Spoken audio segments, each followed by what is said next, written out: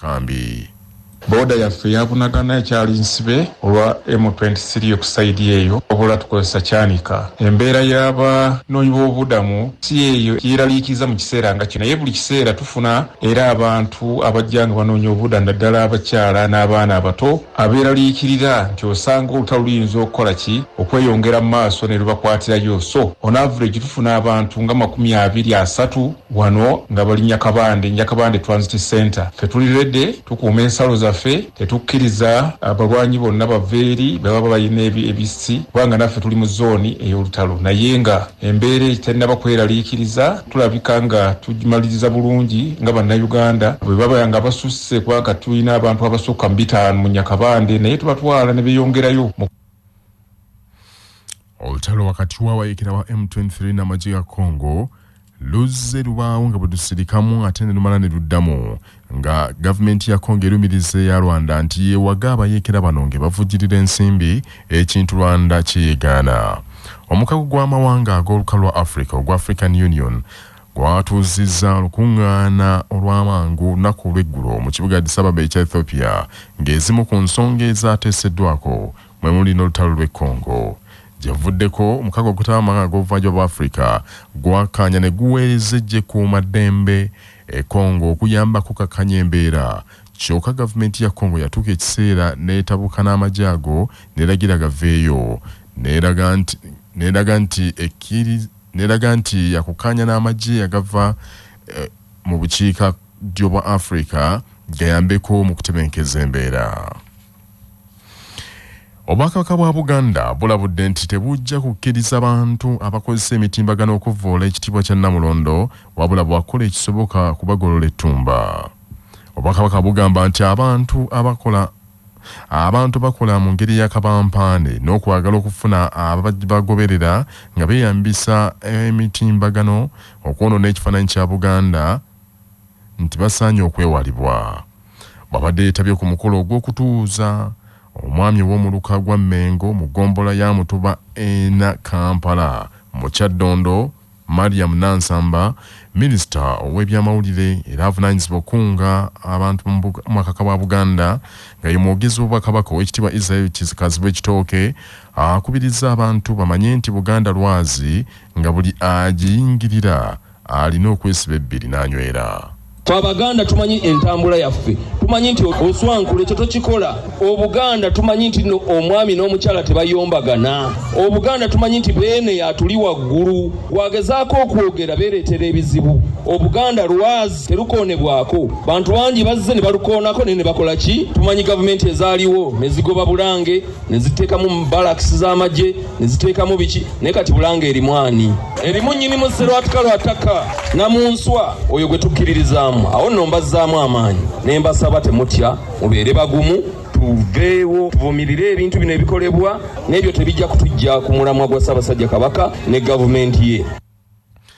Omumyuka w'okubiri ow'akago Dr. Fiona Kalinda asabye abakulembeze mu luka gwa Mengo okulabirira obulungi abantu ba Kabaka n'okubakumaakuma awatali kusosola. Mwenno abagole leero omanyi abantu bagamba nti bakuwa obwami baba bakuwadde kulya, si bwe kiri? Naye obwami obuweereza ffe wano mu Buganda bujja n'obuvunaanyizibwa, si kulya buli naye obuvunaanyizibwa n'obuweereza. Mwe kyakulabirako kati gwe mwana asooka owa Ssaabasajja Kabaka mu muluka guno ogwa Musaale Mengo.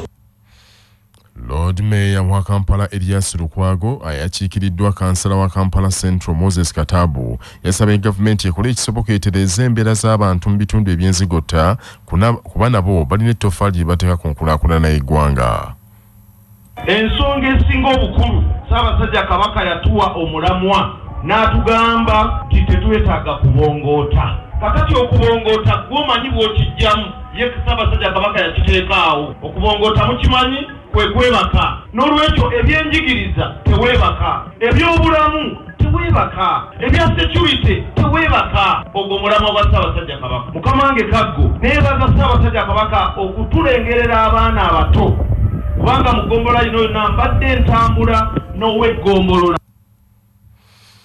Makanga George William yalondeddwa okubeera omumyuka w'omwami w'omuluka ate abantu bala 13 balayiziddwa okuweereza omutanda mu biti ebyenjawulo. Kizuuliddwa nti enguzi ne gogolimbo yeeyongedde mu nteekateeka y'okugaba emirimu gy'abasirikale ba KCCA amanyiddwa nga ba enforcement officers nga bano nno be bavunaanyizibwa okukwasisa empisa n'amateeka mu kibuga Kampala. Kitegerekese nti ekitongole kya KCCA kyatandise okuyingiza abasirikale abo okuyambako ekitongole okukola emirimu naddala okugoba abatembeeyi ku nguudo n'okulaba nti ekibuga kiweesa eggwanga lino ekitiibwa. Wabula kaakano kitegerekese nti enkola enejjuddemu emivuyo egitagambika ng'abasirikale okuyingizibwa basooka kusabibwa nsimbi okuva eri abakulu ba KCCA. Kyabase kitegeddeko nti ensimbi zino ziri wakati w'akakadde akamu n'obukadde bubiri buli muntu okumuwa ekifo. Ensonda era zitegeezezza nti ate abalala bakozesa abamu ku bakungu mu gavumenti ne mu bitongole ebirala bye bamanyi okubateerayo akabega. Abamu ku bantu abataagadde kuwatuukiriza bamanyi bategeeza nti somativu n'engeri abakulu mu KCCA gye bakuttemu ensonga zino. Bano beeweze okwongerayo ensonga ezo ku mutendera omulala singa bintu bigonjooka. Kyabasa bwetuukiridde omwogezi wa KCCA Simon Kasyate abeemulugunya abawadde gaabo abatwala ensonga zaabwe eri bekikwatako era nti enkola gye baliko ya bwerufu. Teri mulimu mu KCCA gwe tubeera nagwo ogwetaagisa omuntu yenna okusasula ssente ogufuna. Nga KCCA tuli benkanya mu kukwasa abantu emirimu abalina obusobozi nga batuukiriza ebisaanyizo by'omulimu ogwo. Kusinziira ku mpagi 5 ze tuyimirirako, empagi emu ku ezo 5 ya integrity oba butabeera na bukumpanya. Neera wewabayo omuntu alabye omulimu gwa advertisingwa mu KCCA naye ate okuguyingira waliwo amusaba ssente, oyo atutuukire ffe management ya KCCA buli ndaala atubuulire ani aleeta obukakafu si kituufu nti KCCA etunda mirimu. Bino nno bijjidde nga wabaddewo okwemulugunya okw'enjawulo ku basirikale ba KCCA abamu babalumiriza okukozesa eryanyi erisukkiridde ku bantu ba bulijjo, abalala batuuka ne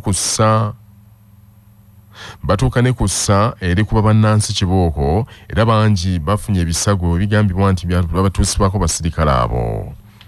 Obwakabaka bwa Buganda bujjukidde era ne bwebaza ab'ennyumba ye yaliko omukubiriza w'olukiiko lwa Buganda omugenzi Hajji Sulaiman Lubega Kadunabbi olw'emirimu emingi gye yaweereza obwakabaka buno. Omugenzi Hajji Sulaiman Lubega Kadunabbi bamujjukiridde ku mukolo ogw'okulombaddwa eyali mukyala we Hajjati Sara Nalukenge ogwabadde ku kyalo Bugoye mu Gombe Town Council.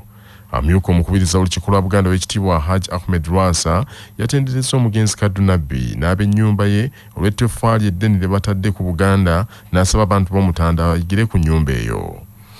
Ate omukulu w'ekika ky'Engo Omutaka Muteesa Sirake yannamuyimba owookubiri naye yeebazizzaamu akensusa ab'enju y'omugenzi Kadunabbi okusiga ensigo ennamu naawe ekyokulabirako eky'abaana ab'ennyumba eyo n'abazzukulu abajjayo obulungi ekifaananyi nti ddala Buganda ekyali nnywevu. Omutaka Muteesa Sirake akuutidde Abaganda bafeeyo nnyo okukuuma obuwangwa n'ennono zaabwe kubanga kye kibaawula ku mawanga amalala. Ne waliwo abantu abalowooza nti olubugo mulimu shiriki mulimu sita. Simanyi oba omusumisi waze n'ekifundi kwakyo. Nsaba oyambala ekifundi kwakyo tumanye nti omukolo gwe tuliko gwa buwangwa era gwa nnono. Bino bye bitwawula ku mawanga amalala. Tuli Baganda bajjajjaffe bateekera eggwanga eryogombesa amawanga amalala. Saba omugenyi omukulu ku mukolo guno ogw'obuwangwa era ogw'ennono era ogw'eddiini tuzze wano okujjukira mukadde waffe naye olw'ensigo gye yasiga ennamu mu baana bano y'ensonga lwaki n'omutaka omukulu owa Kasolya ali wano.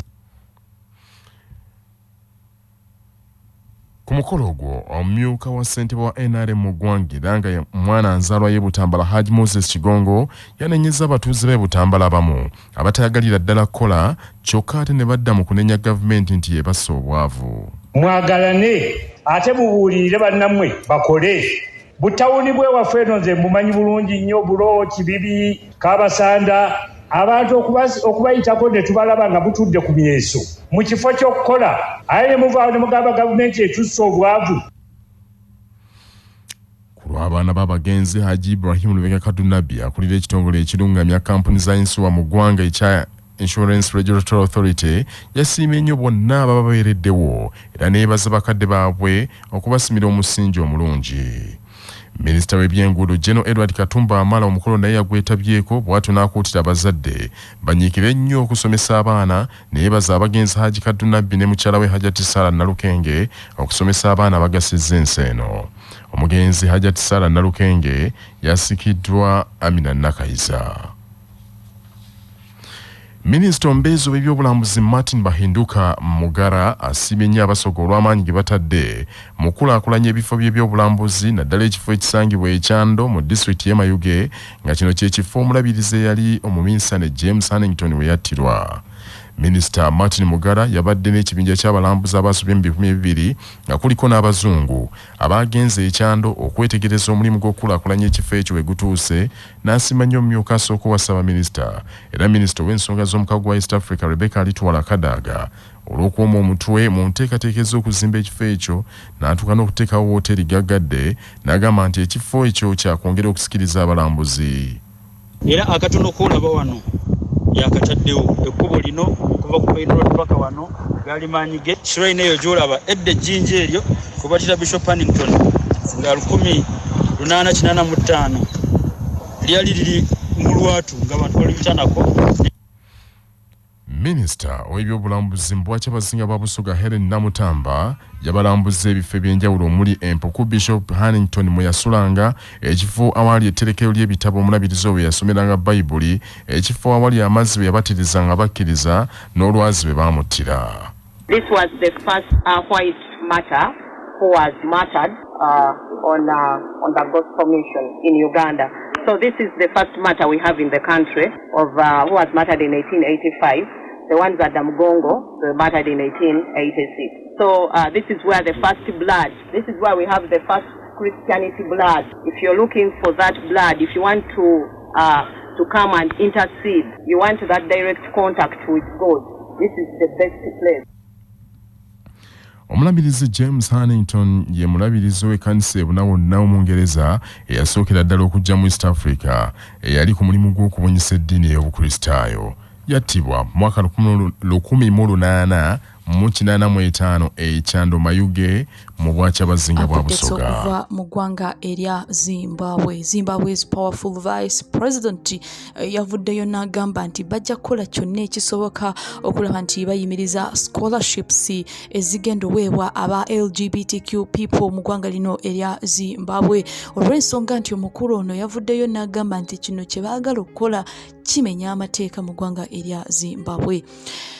State University scholarships ez'abantu abali wakati w'emyaka 18 n'emyaka 35 bavuddeyo mu kalango akabadde sponsored by GIRLS, a membership organization for LGBTQ people.